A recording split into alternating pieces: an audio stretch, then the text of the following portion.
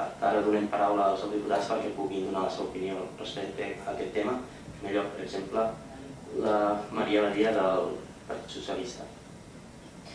Doncs moltes gràcies. Felicitar Miquel Català. Miquel Català és el que en diem ara un activista, de veritat, un activista molt actiu. I la veritat és que li agraeixo tot aquest impuls que està donant a veure si en algun moment tots plegats som capaços d'aconseguir un major reconeixement del català a les institucions europees, sobretot al Parlament. També agraeixo als representants del món cultural, sobretot a la seva presidenta i amiga Muriel Casals, l'acompanyament de tota aquesta tasca. I ara el que ens queda fer, em sembla, és parlar amb els altres companys diputats catalans, a veure quin millor ús en podem fer d'aquestes signatures, és a dir, com això ho podem, no sé si ho podem presentar al president del Parlament, no ho sé, ens hem de reunir, jo és el que proposaria, i veure, a part de la feina que cadascú pugui fer en el seu entorn, en el seu grup polític, doncs a veure a nivell institucional com podem fer que aquestes 32.000 signatures tinguin pes. Això és per una banda. Per l'altra banda, s'ha dit aquí, hi ha la qüestió del govern d'Espanya. Jo em sembla que sempre hagi de sortir en defensa del govern d'Espanya. No surto en defensa del govern d'Espanya. Només dic que una part de la feina del govern d'Espanya sí que s'ha fet. Aquí ara em llegia l'última carta, que no sé si els altres diputats s'han assabentat, perquè jo mateixa avui, doncs jo també l'acabo de rebre avui, la darrera carta que en Diego López Garrido va enviar al president Busset al Parlament, demanant-li una vegada més que es pogués començar a reconsiderar la possibilitat que els diputats catalans poguessin utilitzar la nostra llengua en les sessions plenàries, tota vegada, perquè com saben vostès perfectament, cada vegada que des d'Espanya es demana que hi hagi aquest reconeixement, un dels arguments més utilitzats és dir, escolti, quan vostès ho facin a Espanya, al Congrés o al Senat, doncs potser ho podrem començar pensant aquí. Tota vegada que hi ha hagut un canvi positiu que realment el català es pugui parlar en el Senat, en aquest cas, en les sessions plenàries, li demanen al president Busset que pugui almenys tornar-ne a parlar i reconsiderar-ho. Jo crec que és una bona iniciativa i no hi ha contesta encara, perquè aquesta carta és del mes de maig, no hi ha resposta del senyor Busset, que jo sàpiga. Jo penso que això és una bona cosa i l'altra qüestió també és tot el tema de les traduccions, que també sabem, perquè n'hem parlat moltíssimes vegades, que sí que es tradueixen a les cartes dels ciutadans, però que tenen un recorregut totalment anòmal perquè no s'ha institucionalitzat el servei que ha de complir tot això. Llavors jo crec que a partir d'aquestes signatures, feina en els nostres grups polítics i els nostres amics i coneguts aquí, posar-nos d'acord a qui ho entreguem nosaltres mateixos, si el president o qui sigui, i jo crec que no estaria malament potser ja demanar una reunió amb el govern o els representants del govern d'Espanya en relació amb aquesta nova carta i en relació també a tot el tema de les traduccions, que és una cosa que encara queda, almenys no està arreglat del tot. A mi és el que em sembla que ara probablement ens tocaria fer i com sempre ho intentarem fer i comptaran almenys amb mi i amb els altres per descomptat per tot el que sigui per l'impuls del català, pensant en la nostra llengua, pensant en la nostra cultura, pensant en el nostre poble, però també pensant en la construcció d'Europa. Perquè si un problema té aquesta construcció d'Europa és que no va endavant, la construcció dels pobles d'Europa no va endavant, això no funciona. Aquí hi ha un problema que els ciutadans no se senten ciutadans d'Europa, perquè avui, no sé on t'ho llegia, pensava que tenia tota la raó. Diu, mira, la prova que això no funciona és que el poc interès que desperten les eleccions a qualsevol país de la Unió Europea per part dels altres, més o menys se segueix, però no gaire. Fem una comparació quan hi ha les eleccions als Estats Units. Si tothom està pendent d'allà, en canvi, del que passa als Estats Units i estem a Europa. I en canvi des d'Europa la sensació que el que passa a Polònia realment ens afecta moltíssim, o el que està passant a Bèlgica o el que està passant, doncs no hi és. Aquí hi ha una manca d'aquesta construcció de l'Europa dels pobles.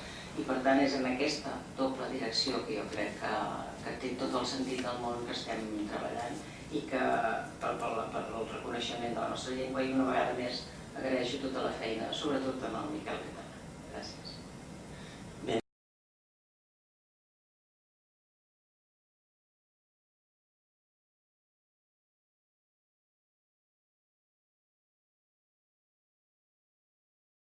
Moltes gràcies. Ara, en segon lloc, si voleu parlar amb Ramon Tremosa, el grup dels liberals.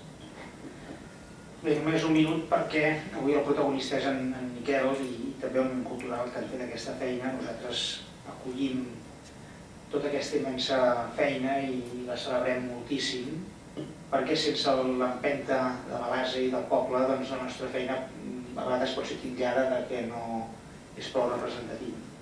En tot cas, jo tinc un doble sentiment. El primer és un sentiment trist i d'impotència, perquè passen els anys, passen els segles, passen els règims, canvien els partits i Europa és una unió d'estats i qui no té un estat sensible o favorable doncs no hi és comptat. I per tant, és veritat que aquesta presidència espanyola sembla que ha mostrat una millor voluntat, una predisposició i s'han enviat cartes, però potser no n'hi ha prou amb les cartes. I el fet és que des de fa molt de temps tots els diputats que estem aquí volíem, per exemple, el 6 de juliol, amb la cloenda de la presidència espanyola, poder utilitzar el català i no serà possible. I possiblement els esforços que farem més endavant per donar-li un tom definitiu a la lluita doncs molt difícilment veuran la llum. En tot cas, aquest és un sentiment d'impotència perquè la causa catalana és clara i justa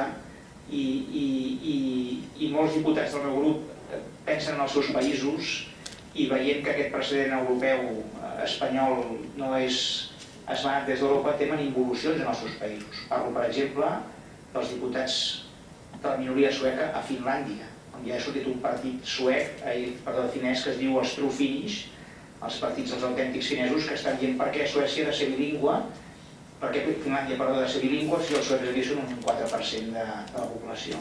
I per tant, diguem-ne, el precedent espanyol causa inquietud, la no conversió democràtica del respecte de les llengües internes doncs causa també por en alguns altres estats membres.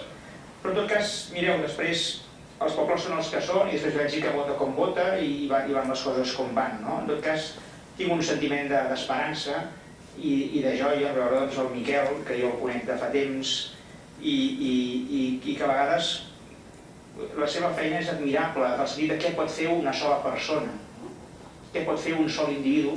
Doncs aquí teniu en Miquel Català amb la seva determinació de pedalar en el sentit físic de l'expressió, perquè ha vingut pedalant des de París, però també pedalant en el sentit de la feina feta. Què pot fer una persona quan té una convicció profunda, quan té un sentiment de justícia fins al moll de l'os? Doncs aquí teniu en Miquel Català amb les seves signatures, i que és un honor tenir-lo aquí i que omple d'esperança el futur del nostre poble. Moltes gràcies.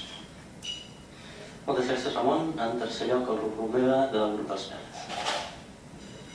Moltes gràcies telegràficament.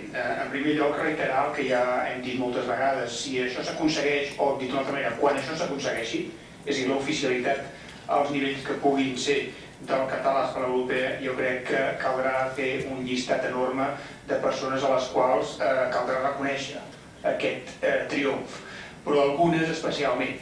I jo crec que en aquest sentit em congratula haver compartit aquest procés amb en Miquel i amb els altres companys de diputats i diputades, amb la també sensació una mica estranya o agredolça de no haver encara conclòs el tema, però amb l'esperança que pas a pas hi estem més a prop.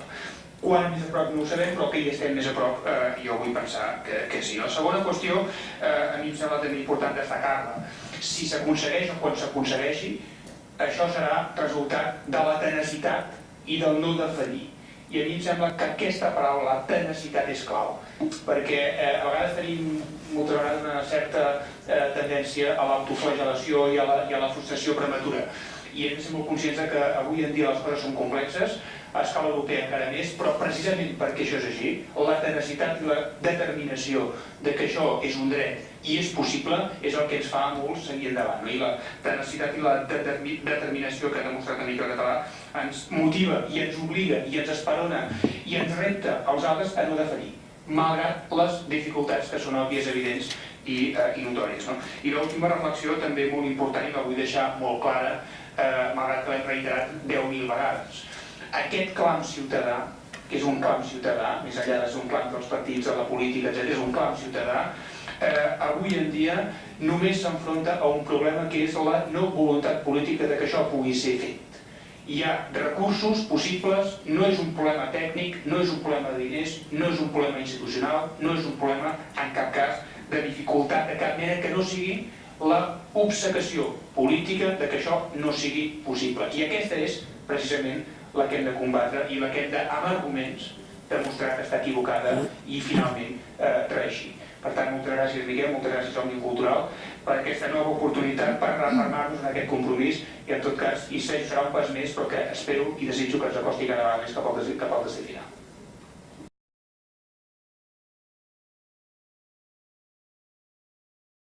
Moltes gràcies, Raül. En l'últim lloc, l'Oriol Junqueras, del Partit dels Verds. Bé, bon dia a tothom.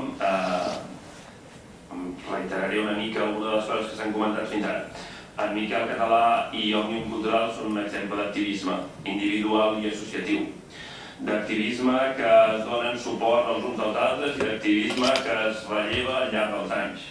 Si Catalunya és un exemple tan extraordinari d'activisme en tots els sentits, és perquè d'una banda hi ha gent que hi posa molt bona voluntat i de l'altra és que cal que la posi per suplir algunes mancances. Les mancances d'aquí, les mancances d'un país que no té unes institucions prou fortes per fer valdre els seus drets, el nostre, i les mancances d'un estat, l'estat en el qual estem, que menysté sistemàticament els nostres interessos i els nostres drets.